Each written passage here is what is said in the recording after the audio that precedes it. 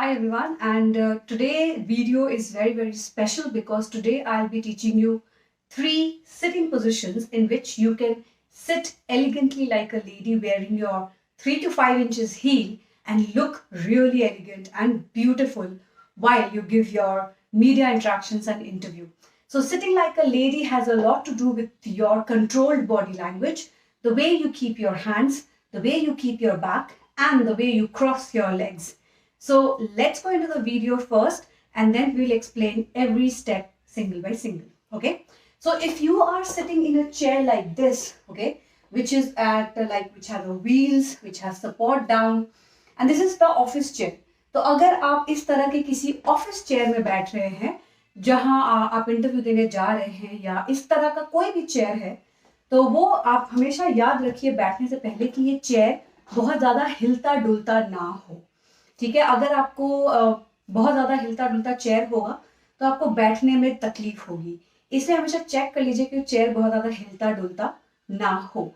अगर हिलता डुलता भी है और आपके पास ऑप्शन नहीं है उस चेयर को चेंज करने के लिए, देन बैठते वक्त सावधानी जरूर बरते कि आप उसके दोनों इन हैंडल्स को, ओके, ये जो हैंडल्स है, अपने आर्म हैंडल्स को पकड़ के आराम से आप बैठ जाए.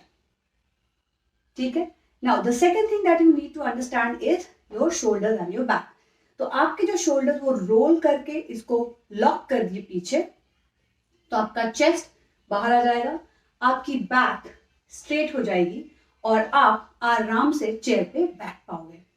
नाउ अपने पैरों का आप क्या कर सकते हैं, तो जैसे आपके लेफ्ट पैर एंड राइट पैर, तो हमेशा अपने लेफ्ट पैर को अंदर रखें और राइट जो डोमिनेंट पैर है आपका उसको बाहर रखें. आपका जो डोमिनेंट पैर है वो हमेशा ऊपर होना चाहिए और जो डोमिनेंट पैर नहीं है जैसे लेफ्ट पैर है वो अंदर की तरफ होके आप इस तरह का एक क्रॉस बनाएंगे. इस तरह का एक क्रॉस बनाएंगे अगर आप देख सकते हैं नीचे तो, एंड आप आराम से बैठ सकते हैं. नाउ ये क्रॉस आप ऐसे नहीं बनाएंगे, मतलब इस तरह से सामने सामने नहीं बनता, क्योंकि आपकी चेयर सीधी है बट आप एक एंगल पे बैठेंगे और ये एक एंगल पे ही ये क्रॉस बनेगा. आप इस तरह से क्रॉस बैठने में कंफर्टेबल नहीं है तो आप अपने दोनों पैरों को एक साइड में करके भी, एक एंगल में करके भी आप ऐसे बैठ सकते हैं, या तो आप उन्हें इस तरह से साइड करके दोनों पैरों को पैरेलल रख के भी आप बैठ सकते हैं. तीसरी ये है आपका दूसरा पोजीशन, या तो इस तरह से या तो इस तरह से एक एंगल पे, जो जनरली आपके लेफ्ट साइड पे जाती है. ठीक है. सो these are the two positions. One, cross legs where your ankle crosses each other, where your left leg goes down and your dominant leg comes up, or your dominant leg can go down but then that becomes a very discomfortable position. वो position आपके बैठने लायक नहीं होती है. ठीक है. तो ये दो पोजीशन है. तीसरा जो पोजीशन है बैठने का वो है क्रॉस लेग, जहां एक पैर के ऊपर दूसरा पैर रेस्ट करता है, पर जनरली हमारी आदत होती है कि हम इसे ऐसे बैठते हैं जहां ये पैर सीधा होता है और ये उसके ऊपर रेस्ट करता है. But we don't need to sit like this. How we need to sit? We need to cross our legs at one angle, so the left leg goes like this on a cross at an angle, and then we put the other leg on top of it. So this is the third leg position that you need to keep. ये तीसरा leg position है जो आपको use करना है. तो हमने जो 3 leg position सीखे हैं वो है, एक तो this way, right, जहां आपके दोनों पैर पैरेलली एक डायरेक्शन में है. दूसरा this way, जहां आपने एक पैर के ऊपर दूसरे एंकल को रेस्ट किया है. एंड तीसरा ये है जहां आपका ये पैर बहुत ज्यादा ऊंचा नहीं आता और ना ही ये आपके टोज किसी को पॉइंट करते हैं, राइट. ये नीचे की तरफ होने चाहिए और ये भी पैर एकदम एक एंगल पे होना चाहिए. And this is how you keep your leg positions. Now अपने हाथों को क्या करें?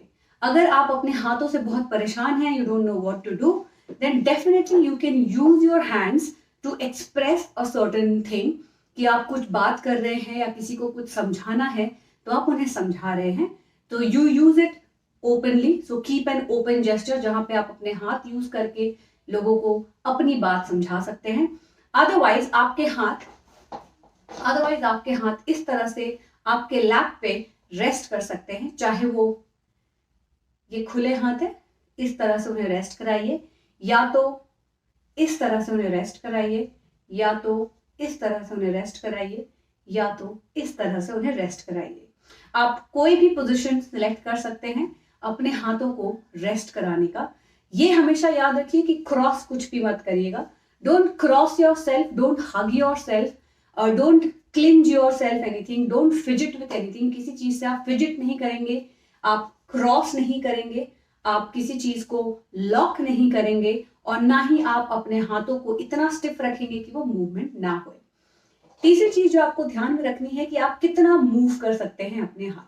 तो हमेशा याद रखिए शोल्डर से जो आपका नी एल्बो एरिया है, शोल्डर से जो एल्बो एरिया है उसे अपने बॉडी के साथ जितना पास हो सके उतना पास रखिए, एंड अपने एल्बो से फिंगर एरिया जो है उतना ही आप यूज करें, ताकि आप ज्यादा मूवमेंट में ना हो और आप हर जगह नहीं घूम रहे हो।